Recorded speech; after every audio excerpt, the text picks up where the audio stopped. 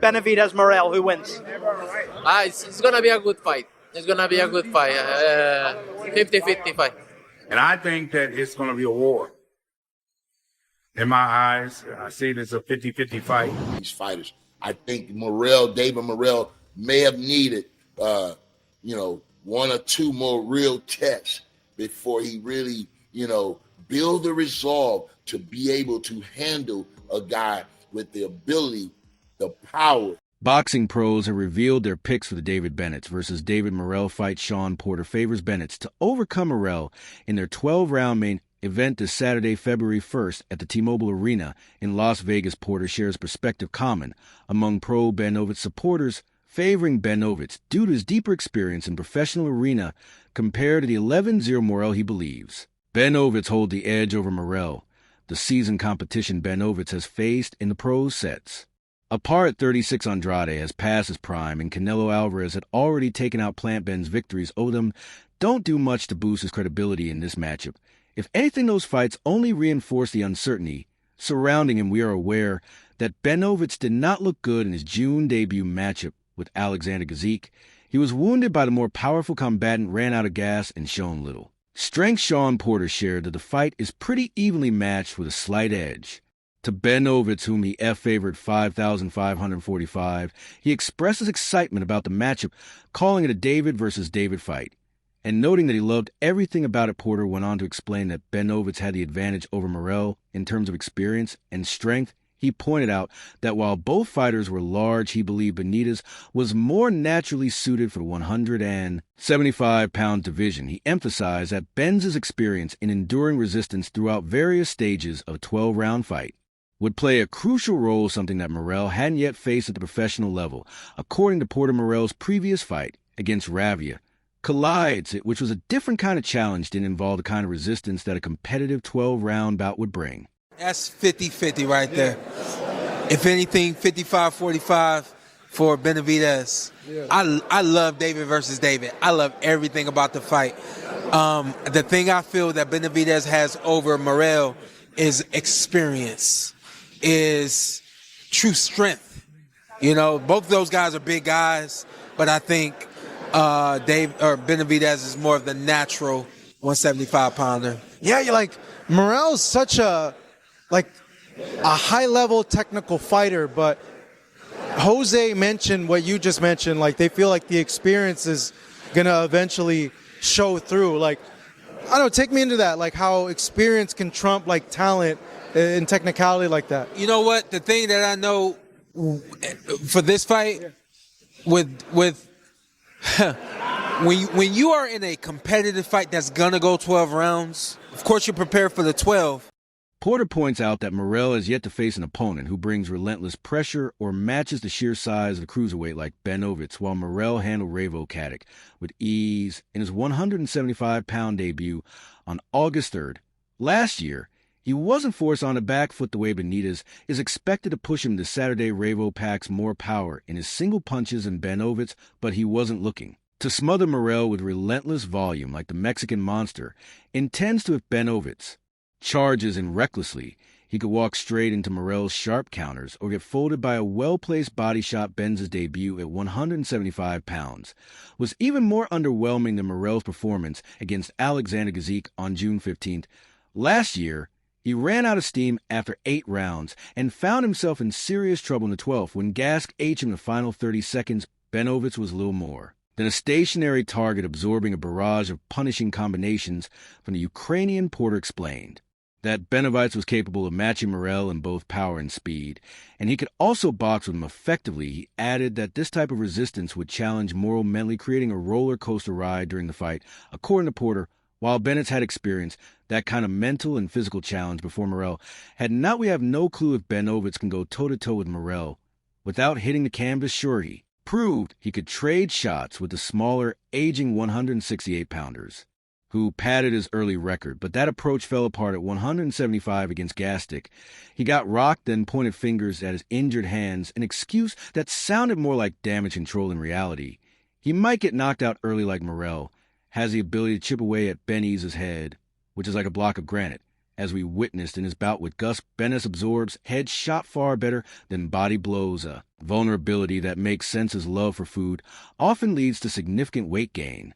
Between fights, and like many fighters with long torso and fluctuating physique, his midsection remains a clear weak spot. When asked if he could envision Benavidez defeating Morrell in 6 rounds similar to his victory over the smaller and older Demetrius Andrade on November 25th. 2023, Porter expressed that he was favoring Benavidez, but wasn't sure. He speculated that it might take 8 or N rounds for something like that to happen with Morrell, given that Morrell was bigger, taller, and younger than Andrade. Porter clarified that although Morrell was the same height as Andrade, he was much stronger and had more physical attributes on his side. He described the fight as one with resistance on both ends, highlighting that it would be a beautiful matchup. Benavidez will have a hard time securing a knockout in this fight without exposing himself to serious risk, either by getting stopped by Morrell or being systematically outboxed he can't afford. To approach this about the same way he did against the smaller, aging opponents he dominated at super middleweight, his resume at 168 is paper-thin, not much better than Edgar Berlanga. Meanwhile, Canelo Alvarez admits he's torn on the winner of Saturday's light heavyweight showdown between David Benavidez and David Morrell. When Benavidez and Morrell, 2 fighters Canelo has previously been associated with, compete for the WBA regular and WBC interim belts, Canelo will undoubtedly be watching closely. The bookmakers pick to beat the UN-beaten Cuban is Benavidez. But Alvarez believes the bout will be evenly matched. Canelo said that it's going to be a good fight. He predicted it to be a 50-50 fight after failing to get a fight against Canelo, who holds 3 of the 4 world titles at 168 pounds. Benav has advanced from super middleweight. In June, the Mexican monster triumphed over former world champion Alexander Gazik in his debut light heavyweight bout. Meanwhile, Morrell also stepping up to 175 pounds, mark his entry into the division with a points win against REV. In August, however, Andy Cruz anticipated a knockout win for David Morrell. The 2020 Olympic gold medalist Cruz compares Morrell to himself, noting that both share a relaxed, playful approach to the sport. Benavidez appears visibly tense, a mix of anger and anxiety, as he gears up for his showdown with Morrell. Watching the Mexican monster, it's clear he's carrying the weight of uncertainty, fully aware that this fight could be his undoing, but potentially rendering all the hard work of his career meaningless. The realization that his time at the top may be coming to an end seems to haunt him, pushing him to adopt an intimidating demeanor in an attempt to shake Morrell's confidence. Benavidez never sought this fight, having sidestepped Morrell's persistent call-outs since 2022. And for good reason. For the past 5 years, he's been cashing in against older, smaller opponents who are well past their prime. A showdown with Morrell threatens to derail that lucrative streak, forcing him into a challenge he's long avoided. What I can say about Morrell is he's a typical Cuban fighter. He's always smiling, and he's always dancing. I see him very similar to me, always joking, and always dancing. Perhaps he's even worse than me, said Andy Cruz to the media, analyzing the David Benavidez versus David Morrell fight for next Saturday, February 1st. Cruz continued about David Morrell in terms of his focus of this fight. I see him really focused. It's going to be a difficult fight, but I think he's going to put on a good show. I see him winning. I don't just see him winning.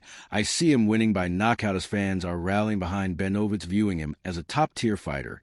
And they won't take kindly to Morrell exposing him as a fraud. No one enjoys watching their idols unmasked as mere hype, leaving them feeling duped and disillusioned. When Benavidez loses, they will leap from his sinking ship, leaving him adrift as he falls beneath the waves. Benz's defeat will be a hard pill to swallow. For his fans, they've long hailed him as a top fighter in the 168B division, convinced he had what it takes to dethrone Canelo Alvarez. Yet they've rarely scrutinized his fighting style or the level of competition he's faced over his 12-year career. This blind loyalty raises serious questions. Looking at Benz's most recent bout against Alexander Gick makes it clear that he is a complete fool and was never the fighter that the naive fans believe him to be compared to. Benz's thin resume, his performance, makes it clear he's yet another carefully crafted fighter propped up by bouts against aging, undersized opponent.